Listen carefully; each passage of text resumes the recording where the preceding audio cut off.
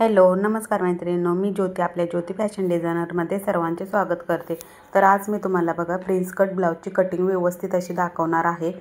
इथे बघा कंबर आहे आपली 29, चेस्ट आहे 32, मागे लांबी 14.5, मागे गळा 10 इंच, शोल्डर आहे 5.5, गळा फिट 2.25 आणि बगल आहे आपली 5.5 इंचाचे।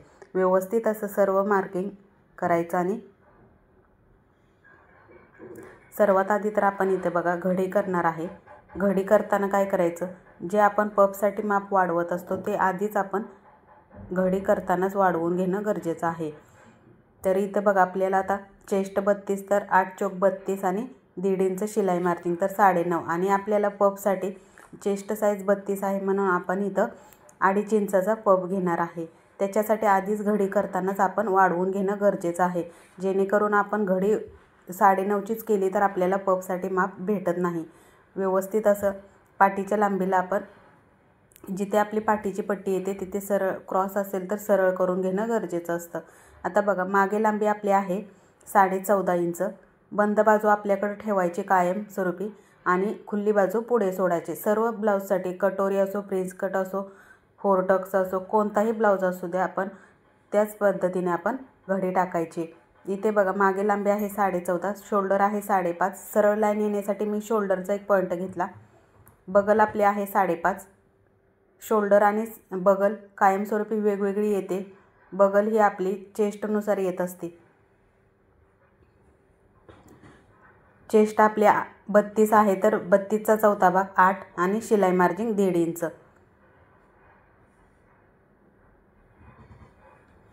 कोणताही ब्लाउज कटिंग करताना आपण ह्याच पद्धतीने कटिंग करायचा।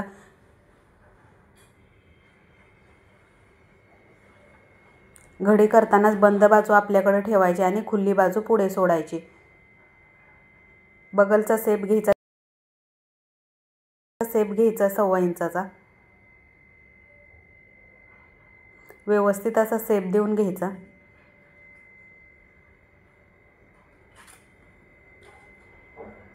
कंबरचा पण चौथा भाग करून टाकायचा। टक्ससाठी 1 इंच आणि शिलाई मार्जिन 1.5 इंच। प्रिन्स कटसाठी ह्याच पद्धतीने आपण माप टाकणं गरजेचं आहे, जेणेकरून आपला फिटिंगला ब्लाउज व्यवस्थित असा बसला जातो। व्यवस्थित अशी लाईन मारून घ्यायची। आपल्या चॅनेलला सबस्क्राईब केलं नसेल तर सबस्क्राईब करून ठेवा, म्हणजे माझ्या नवीन आलेल्या व्हिडिओचे नोटिफिकेशन तुम्हाला लगेच मिळेल। जास्तीत जास्त मैत्रिणींना व्हिडिओ शेअर करा। तुम्हाला कोणत्या ब्लाउजची कटिंग हवी असेल तर मला कमेंट करून नक्की कळवा।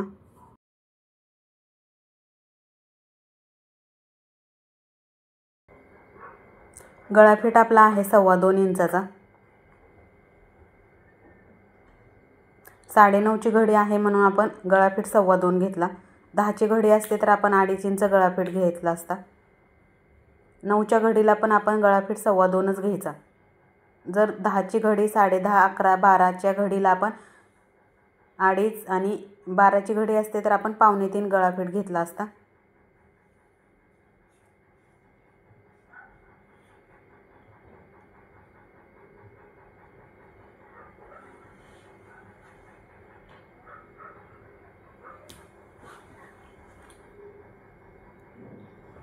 मागची बगल बघा 5.5 आहे, तशीच आपली पुढे पण बगल 5.5च येत असते।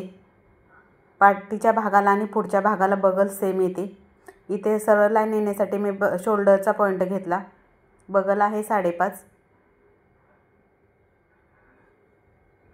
चेस्टचा चौथा भाग करून आपण इथं पण माप टाकत असतो। 1.5 इंच आपली शिलाई मार्जिन। पुढच्या साईडला आपण सर्व ब्लाउजांना कटोरी असो, फोर टक्स असो, 1/2 इंचाने क्रॉस लाईन घेत असतो, जेणेकरून आपल्या पुढच्या भागाला आपले जिथं बाही लागते तिथं आपल्याला फुगा येत नाही, म्हणून आपण इथे क्रॉस 1/2 इंचाचं कायमस्वरूपी घ्यायचं आणि 1/2 इंचाचा बगलला शेप व्यवस्थित असा देऊन घ्यायचा।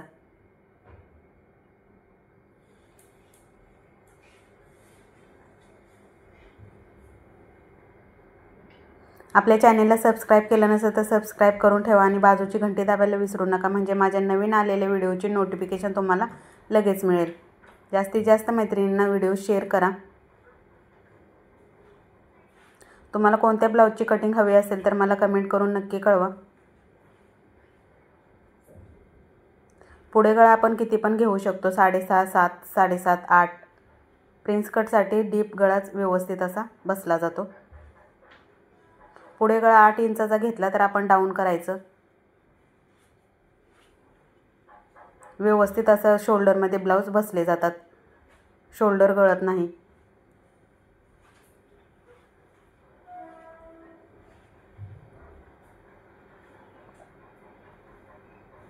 पुढच्या साईडला कोणताही शेप आपण देऊ शकतो.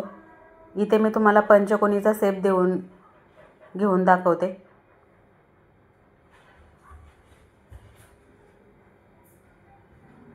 आता बघा, इथे मागील लांबी आहे आपली 14.5, तर आपण प्रिन्स कटसाठी 1 इंच पुढच्या लांबीमध्ये प्लस करत असतो. ते कायमस्वरूपी आपण कोणतीही चेस्ट साईज असू द्या त्याच्यामध्ये ह्याच पद्धतीने आपण 1 इंचाचं प्लस करून पुढची मार्किंग टाकायची. आता मागे लांबी 14.5 आहे, तर पुढची लांबी आपली 15.5 येणार आहे. व्हिडिओ स्किप न करता पूर्ण बघा, म्हणजे तुम्हाला सर्व टिप्स कळतील. व्यवस्थित अशी लाईन मारून घ्यायची.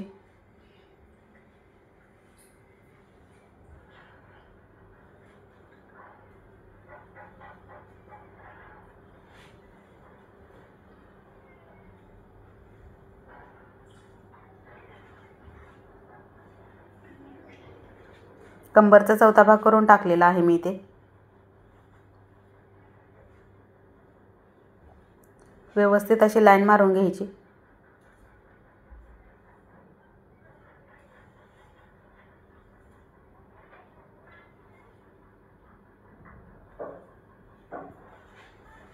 इथे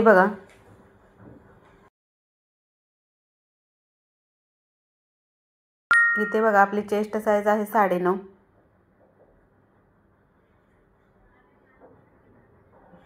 म्हणून इथं आपण एपेक्स टू एपेक्स घेणार आहे 3.5 इंच.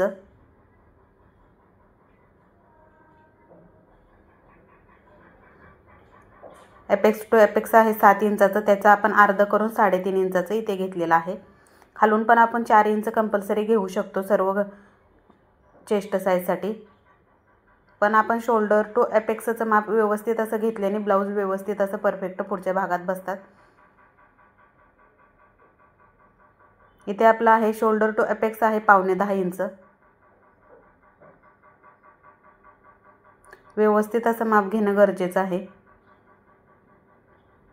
9च्या घडीला 9.5 असू शकतं.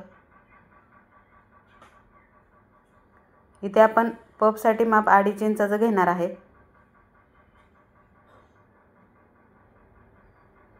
व्यवस्थित अशी लाईन मारून घ्यायची.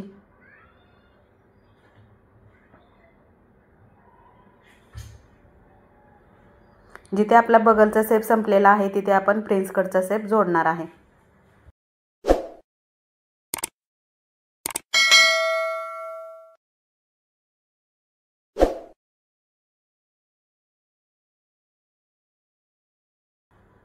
व्यवस्थित असा शेप देऊन घ्यायचा. इथे आपण आता 1/2 इंचाचं पॉइंट घेणार आहे आणि व्यवस्थित असा पुढच्या भागाचा शेप देणार आहे.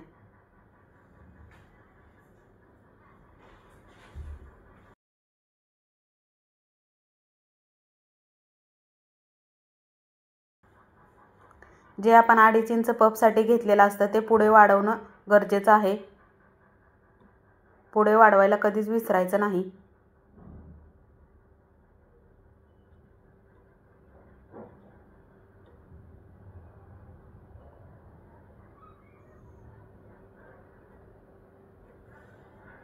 शिलाई मार्जिनसाठी आपण इथे बगलच्या साईडला 1/2 इंच घेणार आहे.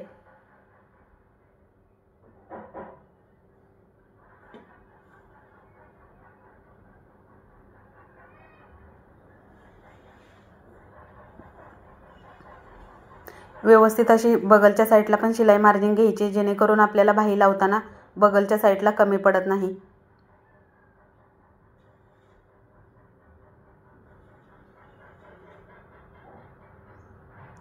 व्यवस्थित असे हे दोन्ही भाग आपण मोजून घेणार आहे. आपल्या व्हिडिओमधून तुम्हाला नवीन टिप्स शिकायला भेटले असतील तर आपल्या चॅनलला सबस्क्राईब करून ठेवा. ते भाग जोडताना आपले कमी जास्त होतात. व्यवस्थित चेक करून घेणं गरजेचं आहे।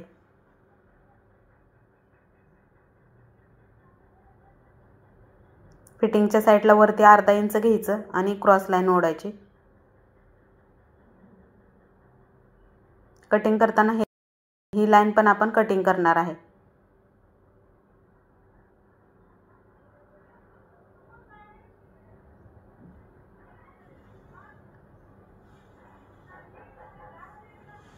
हा भाग आपला कटिंग होऊन जाणार आहे। पफचं माप मी मागच्या व्हिडिओमध्ये तुम्हाला सविस्तर असं दाखवलेलं आहे। सर्व चेस्ट साईजसाठी दाखवलेलं आहे तुम्हाला। व्यवस्थित असं पफचं माप घ्या, म्हणजे चेस्ट साईजमध्ये परफेक्ट असा ब्लाऊज आपला बसणार आहे।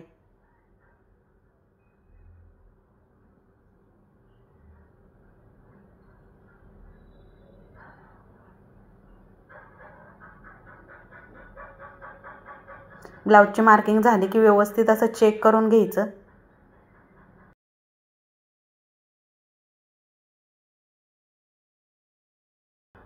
पफचं माप व्यवस्थित घेतलं की ब्लाऊज आपला 100% व्यवस्थित असा पुढच्या भागात बसणार आहे। बिलकुल चपटा बसत नाही। पाठीचा टक्स आपण आडवा 4.5 इंच आणि उभा पण आपण 4.5 इंच घेत असतो।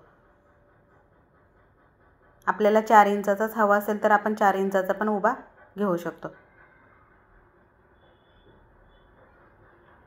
व्यवस्थित असा गळ्याचा शेप द्यायचा। तुम्हाला गळ्याचे शेप शिकायचे असतील तर मला कमेंट करून नक्की कळवा, आपण त्याच्यावरती एक व्हिडिओ बनवूया।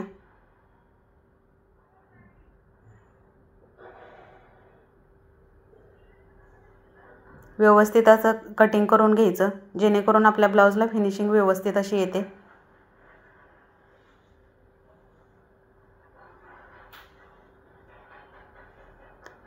व्यवस्थित असं ब्लाऊज कटिंग केलं की आपल्या ब्लाऊजला फिनिशिंग व्यवस्थित अशी मस्त येते।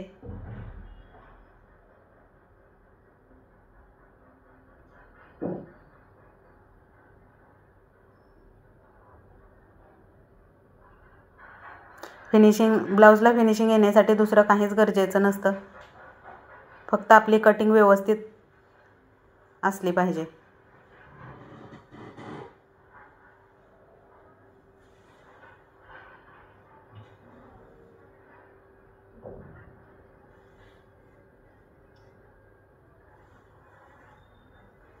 शिलाई मारताना कधी पण व्यवस्थित अशी अर्धा इंचानी मारून घ्यायची, जेणेकरून आपला कपडा फसकत नाही।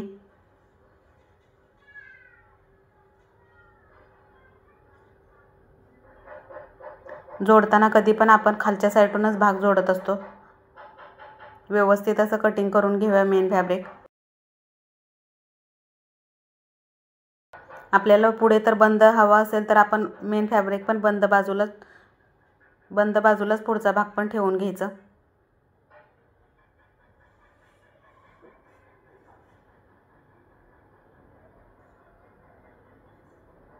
प्रिन्स कटचा साईडचा भाग पण व्यवस्थित असा साईडला ठेवून घ्यायचा। सरळवरच ठेवायचा, क्रॉस बिलकुल ठेवायचा नाही। आपण पफसाठी वाढवून घेतलेलं असतं, त्याच्यामुळे आपण सरळवरच भाग ठेवणं गरजेचं आहे।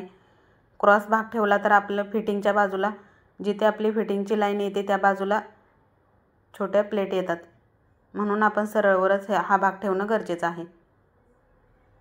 व्यवस्थित असं सरळवरच ठेवून कटिंग करून घ्यायचं।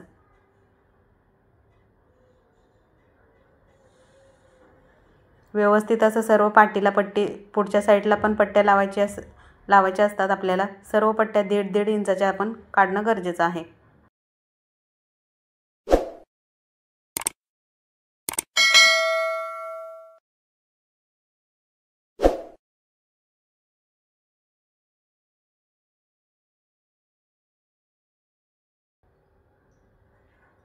काचपट्टी फक्त 2.5 इंचाची आपली असते। याचा स्टिचिंगचा व्हिडिओ मी अपलोड केलेला आहे आपल्या चॅनेलवर। व्यवस्थित असं चेक करून तुम्ही त्या स्टेपनं शिवू शकता। व्यवस्थित असं दोन्ही भाग पलटी करून मी एकदाच घेत असते।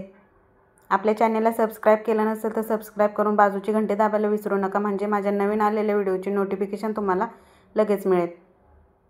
अशाच नवीन एका व्हिडिओमध्ये नेक्स्ट टाईमला भेटूया। चला मग, बाय बाय।